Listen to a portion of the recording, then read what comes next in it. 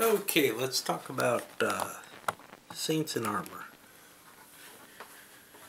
Been playing it, obviously, went through all the scenarios, and I've described my feelings, I think, about the Musket and Pike games before. I obviously really like the series. I've gone out of my way. I've bought, I think, every game in this series. To me, out of my new finds in terms of stuff, since I came back to buying games, and to gaming, actually, to a large extent, but buying games goes back further because I really had held off largely since the 90s. This and Great Battles of History are probably my two big, wow, these are the cool tactical systems for me. This one's a little heavier than Great Battles of History. There's no question to that.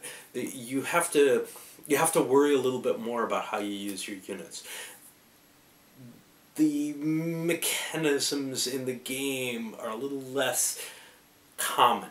Now, both games kind of drive off in this direction where they're not like a traditional old game, old war game. But with the Musket and Pike series, I feel like it takes it to another level in terms of some of the choices that you have to make, etc. Become more difficult. All right. Let me go first into how I feel about this particular one in comparison to some of the others. And this one, in a lot of ways, some of the things that I said in Nothing Gained But Glory fit to this one. Although, maybe I didn't express them as well. And maybe I'll express them worse here than I think I'm going to. But what I'm thinking here is that these are games, the last two are less suited to my style of play. I don't like to think a lot. I don't like to have to figure out real hard what the units are, how to use my units right. I like to kind of figure out how those units work and then apply that in every game.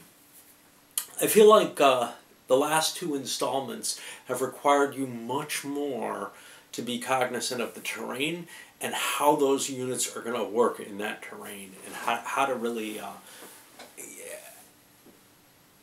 how to cope with the command system, which can sometimes get you stuck in situations you absolutely do not want to be in, and how to minimize your chances of getting into trouble with the command system and the terrain. Most of the games in the system that I've seen, man, that's not too many to tell you the truth, because I've played more of these newer scenarios from the last two sets than I have from all the older ones, I think, combined. But I've played the Gustavus Adolphus the Great. I've played some from English, The Accursed Civil War. This definitely requires, the last two definitely require more thought. This one, with the big, oversized 2-hex units and the bad terrain, Nothing Gained But Glory kind of gives you a pass because all the units are little, causes more roadblocks and more headaches. Now, that can be a positive or a negative. It definitely requires more skill to use your units. One of the things that may have been one of the objections that some people had, certainly not me, to this system was, hey, you're kind of set up in this situation, it comes down to luck. Who can get their commands activated at the right times, etc. Your armies are set-piece battles. You don't get to deploy them. You don't get a lot going on. I think that the newer games are correcting that. I think I actually complained about everything being a set-piece battle in the first one that I covered. But in these, you do have more deployment scenarios, more interesting scenarios in terms of you have more room to develop and come up with some ideas to do things. Of course, you have more of a chance to really slit your wrist with these.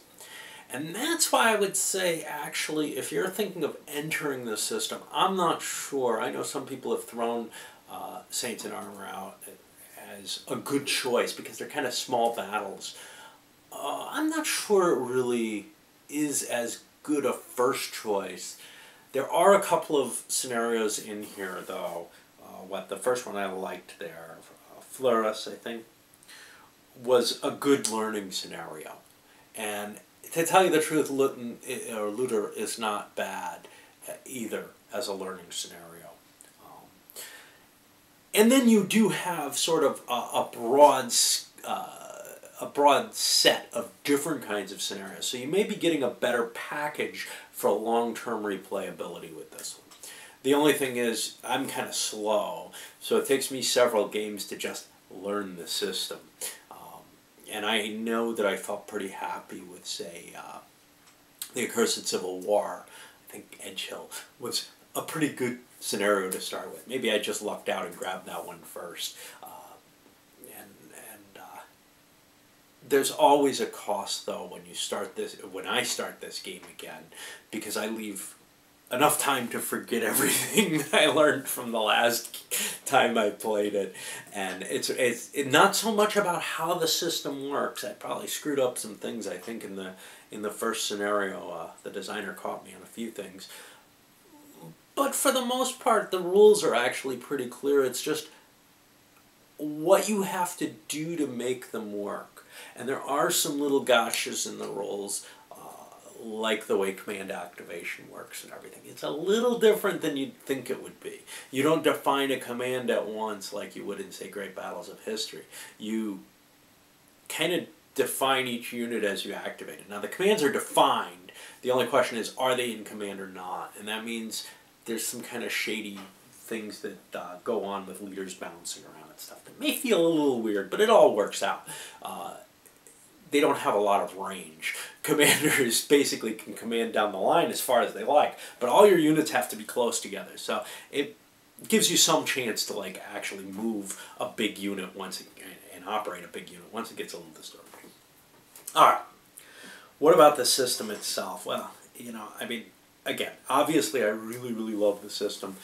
One of the most exciting things for me about it is the command and control situation. I like a game where not just you have to keep your units in command and you have to rally them in this, that, and the other. A lot of tactical games handle that fairly well. But you also don't really have control over what they're going to do. You can declare, hey, I'm going to, try to get into charge. But if you fail, your units are not going to come into contact with the enemy. And likewise, if you're sitting in another command, if you're sitting in charge and you want to get to another command and you fail, well, stuff that you don't want to attack with is going to be marching forward gladly into battle. And it's this wonderful feeling watching your army destroy itself. And you can't do a damn thing about it. I'm sure there are some people who dislike that. But for me, that's sort of the key to the element to this game. I think it handles it maybe even in a way that I like better than, say, the written orders of a CWB type system. It may also have a little higher overhead, though. People think written orders painful, la la la. Yeah, you don't write a lot of orders in CWB. In this, you're generally rolling on most activations to see if you can get it into the thing you'd rather have, because the chance of you being in the exact command that you want is fairly low. It's the command maybe you won it last time or sometime in the past. Other than that, what does it have? The command rules are very restrictive. What you can do under different commands and how close your leader has to be, that can really have a huge effect on you. The type of command situation that you're in strongly affects whether or not you get that continuation or the preemption opportunity, or whether or not your cav can intercept effectively. Leader losses, I don't know if it's me. John's statement makes me think maybe I'm special in this, that I'm particularly bad at keeping my leaders alive, but they definitely happen at a high rate when I'm playing. I don't know if I'm just not careful enough with my leaders, or if, yeah, that was a piece of skin. Let's see.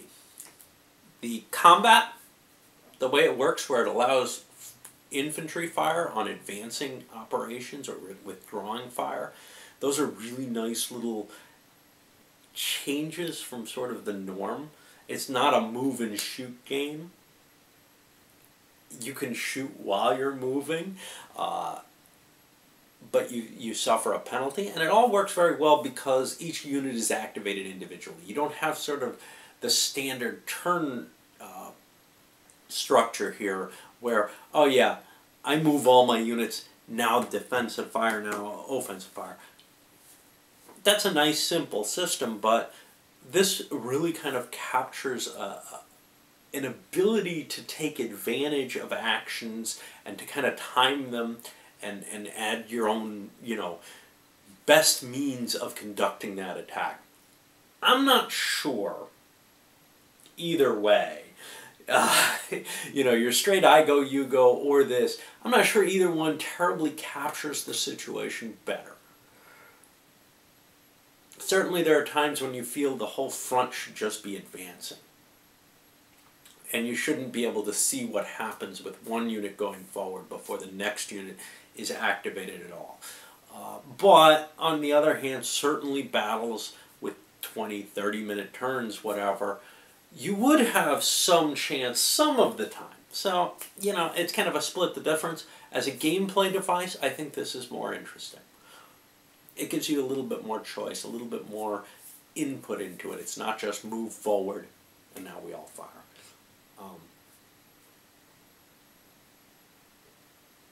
It was nice in the Lutter scenario, to see that the artillery really had effect.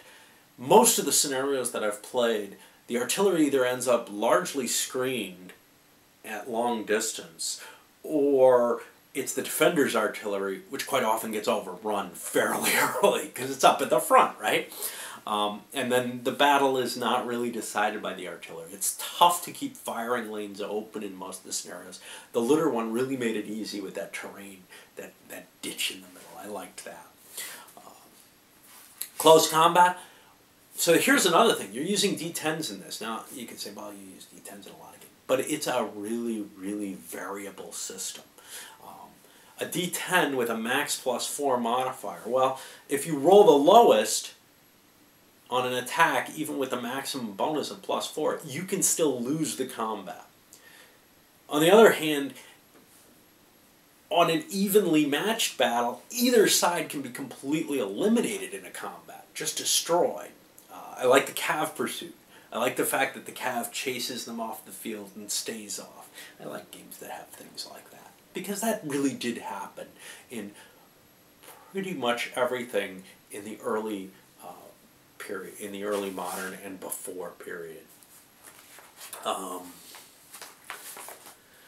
The rules, I don't know, scanning them again, I found them a little bit trickier to discern and to figure out exactly what I'm doing.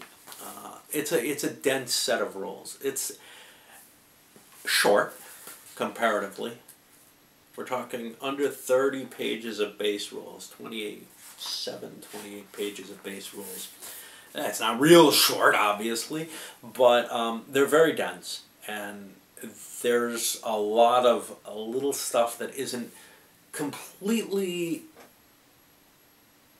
explained in the way that maybe some people would be used to. I feel like you can kind of figure out what's going on, but sometimes, because it is a very different system, you kind of walk away saying, is that what they really meant? And that's what's great about having the designers watching, is they can say, no, dude, no.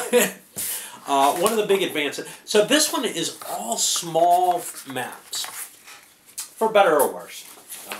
There are all these kind of half-size maps. And that allowed them to put a lot of battles in the game. That's cool. I like lots of different situations. And it's not like they're tiny battles. Some of these have a fair amount of counters for musket and pipe series things. But I think one of the neat innovations is this thing. At first I didn't like them. I don't like having to check back off the map. But hey, you don't have to use it if you want it, if you don't want it. It's got the terrain effects chart for the particular battles, and I think Nothing Game But Glory may have had these too. I don't remember. But it also has special rules for the scenario, as well as the special rules for this particular volume of the series. But the biggest thing is being able to put the control markers on here. And now, those control markers, like I said, at first I didn't like them there, and I still don't like them there when I can avoid them. I'd rather have them on the map. But for some of these scenarios, the command situation gets tangled and cluttered in a way where those are really, really almost necessary. At least for me. Anyway, I think this was, another really interesting entry into the series. It doesn't match my tastes in terms of that smooth, easy to manage battle. In fact, right from the first one, I was hitting tough to deal with battles, actually. The Gustavus Adolphus one. The problem with that was the first couple battles were these cav battles. And they took a while to get used to. I feel like the terrain ones take a while to think about and get used to. It may take more than one playing if you're slow like me to kind of figure out what you should be doing to handle the situation. I felt like with Looter, simpler situation, but I still had to deal with the terrain, and I had to deal with another situation from the previous battle, Stadlon, that I saw as a problem, which was, hey, don't get your units one behind the other. And in Looter, they start out that way. I feel almost like I cheated by trying to break that command formation up, because Christian went into the battle wanting the echelon. And not a good idea. I suffered that once in one battle. I didn't want the headache of it, to tell you the truth. And that's what it really comes to. Anyway, definitely worthwhile if you're willing to play battles more than once or twice to get a feel for the game. It may be that this one is not a bad opening choice, because there are a couple of battles that aren't bad, that aren't tricky, that don't require a lot of thought about how to use them. And then this one does give you a lot more, I think, a lot more interesting little puzzles to solve. How are you going to deal with that situation in Stadlon to keep the Catholics from piling up behind the other? How are you going to deal with that horrible terrain in White Mountain and win the battle quickly enough to match the historical? And it gives you some nice historical battles. Well represented. I really like this system, and I'm looking forward to playing some more of it. Probably get some other things on the table first, I think. Alright.